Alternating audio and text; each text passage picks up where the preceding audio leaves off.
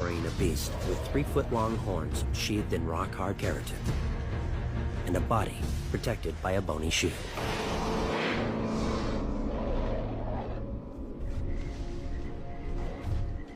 But possibly, the survival of her genes for another generation might be just one fight away. One could imagine that the conflict between Tyrannosaurus and Triceratops